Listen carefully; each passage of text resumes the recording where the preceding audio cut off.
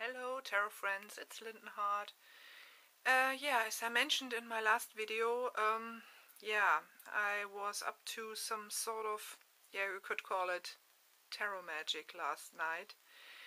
And I used tarot to make sense of the terrible things that happened in France. And therefore I used my 3 decks here, because there are different pictorial representations that I like, sometimes more in one deck than in another, and so I tried a bit here and there. I was highly inspired by Kelly-Ann's last video of the Rambling Witch, where she told about her tarot magic, and she is also showing a spread at the end of her video. And I was highly impressed with that, because she replaced some of, you could say, negative cards by putting a positive one, or a card with a more positive influence over the other. And I was quite impressed with that. And so I started some kind of spread. So please, I'm really making myself naked here. I'm just a tarot apprentice, and I will show what I was up to. But please, don't judge, or please at least give me some lovely tips or so. Maybe I'm totally wrong with that, but I just let my intuition flow and tried something. So I will show you with what I came up. So I came up with a row of these cards here, with these base row or basic row, or bottom row, you could say. There are actually 4 cards on top, but I will come to them later. So this is actually the situation I try to recreate the situation we are now in with some of the tarot cards, and also a point of, a twisting point, you could say, where you can go either in one direction, you can stay in this kind of negative cycle, or you can look ahead, look to the light, and move on to this or these cards. So this was what I saw. I saw this kind of devastating and devastating act of terrorism in the Tower card. And the Wild Hunt, I guess it's also a lovely lovely phrase for that, because what we are experiencing at the moment is some kind of a hunt now. I'm guessing that some people in France now get occupied more closely, even if they're completely innocent. And this is where the Devil card comes in. Kind of devil that we are all hiding in ourselves, and we can become the devil when we're not cautious enough. But we can take another direction. So I chose the 5 of Swords. You can go in battle. You can go with the devil and become as bad as those poor people who had to kill so many people, so many humans along their way. But you can also choose another way, and I represented this one. I know it's original, it's the Death card, but I love this kind of standing in the shadows.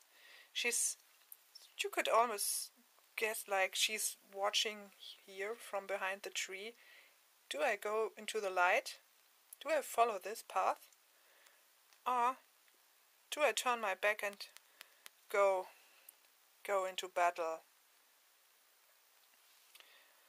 But if you are able to go into the light, maybe you're able to judge more wisely especially with this quote here.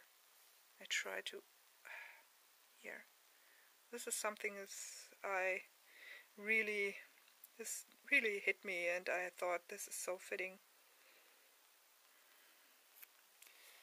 Maybe you can go there and be more balanced with your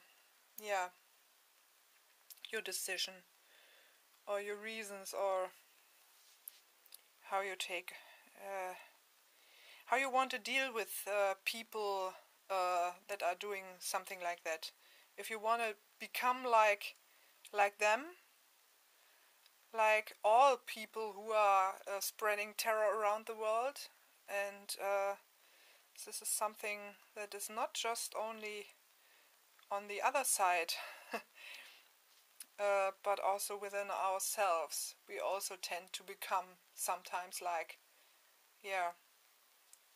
the devil. We are not innocent, not at all, but we can choose another way. But we need help. We need help, and sometimes we need illumination like this one, to see clearly, to see some light, see everything in the light of the sun.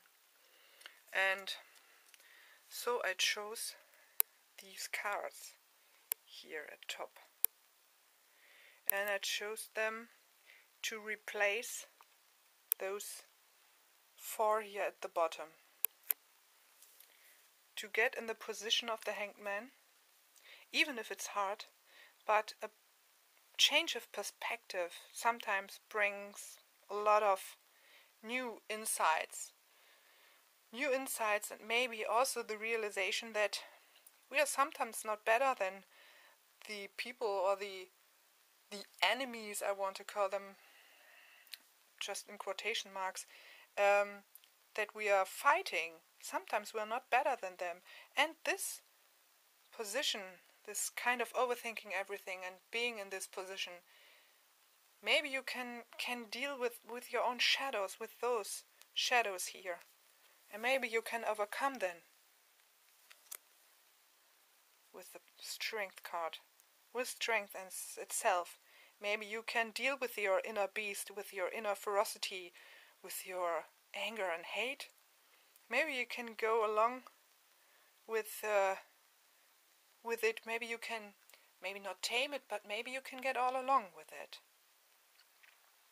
And maybe out of this one can come this one, a little bit of hope, a little bit of that refreshing water.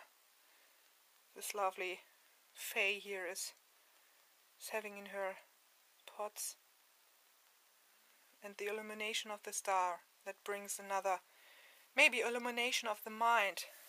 And there we come for the last card, the 9 of Cups, where you can look at all the stuff you achieved and be okay with it, totally okay with it, and can then move along to these kind of next steps, and to begin something new, this new path, a new path of possibilities, of peace. Maybe this sounds a bit outworn, this phrase, but maybe this could lead into another direction, in a new life, in a new beginning, in some new approach, and a new consciousness, I guess. This is something which can't go on in the way it is perceived. Actually, you see what is coming out of that. It's nothing.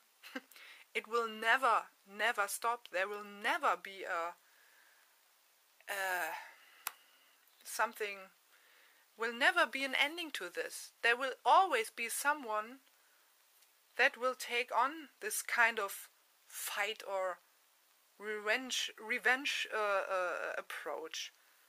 This will never stop. This is like I don't know, I'm coming up with some picture out of mythology, where Hercules is fighting the I don't know how it's called, this multi-headed dragon or serpent or so, and every time he chops a head off.